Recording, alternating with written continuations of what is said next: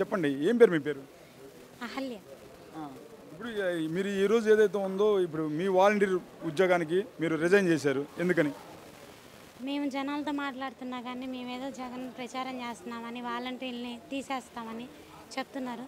వాళ్ళకి అవకాశం ఇవ్వకుండా మేమే రిజైన్ చేసి మా జగనన్న కోసం ప్రచారం చేయాలని అనుకుంటున్నాం. కానీ ఏదైతే ఉందో 1వ తారీఖు వచ్చేసరికి అవాతాతలు మీ వాలంటీర్స్ కోసం ముఖ్యంగా ఎదురు చూస్తున్నారు. పెన్షన్ పంపిణీ జరగలేదు ఈరోజు, ఎలా ఉండబోతుంది?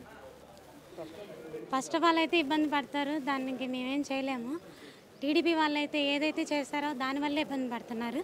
నెక్స్ట్ ఇంకొచ్చిన జనమే అడుగుతారు.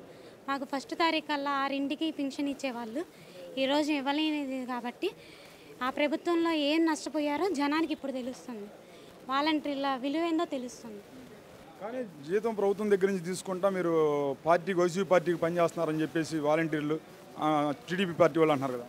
అందుకనే కదా సార్ రిజైన్ చేసి మేము మా సొంతంగా వర్క్ చేయాలని నిర్ణయించుకున్నాం. మా ఊరు నుంచి మొత్తం 7గురు రిజైన్ చేసి. ఏ ఊరండి మీది? చిన్న కొత్తపల్లి.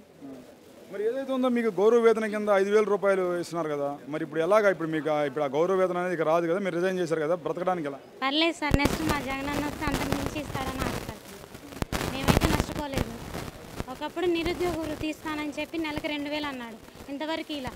ఇప్పుడు మేము కష్టపడి మేము ఇష్టపూర్వకంగా 5,000 వేతనం అనేది తీసుకుంటున్నాం.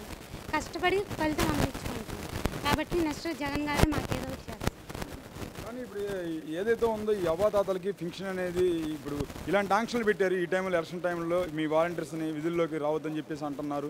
ఇది ఎలా ఉండబోతుంది రేపు టీడీపీ పార్టీ మీద దీని ఎఫెక్ట్? ఏముంది సార్, భయపడ్డారు, అందుకోసమే మమ్మల్ని తీసేశారు. నెక్స్ట్ వాళ్ళ పతనాన్ని వాళ్ళే కొని తెచ్చుకున్నారు. మరి మీరు వాలంటీర్స్ మీరు నెలకి 50,000 రూపాయల దాకా సంపాదించుకునే ప్లాన్ ఉంది నా దగ్గర అని చెప్పి చంద్రబాబు నాయుడు అన్నాడు కదా. ఏమో పోయినసారి కూడా చాలా పథకాలు ఇస్తానని మాట ఇచ్చాడు, ఒకటి నెరవేర్చలేదు. జగనన్న మాట ఇచ్చిన ప్రతి ఒక్కటి చేసి చూపించాడు. తేడా వాళ్ళకే తెలుస్తుంది.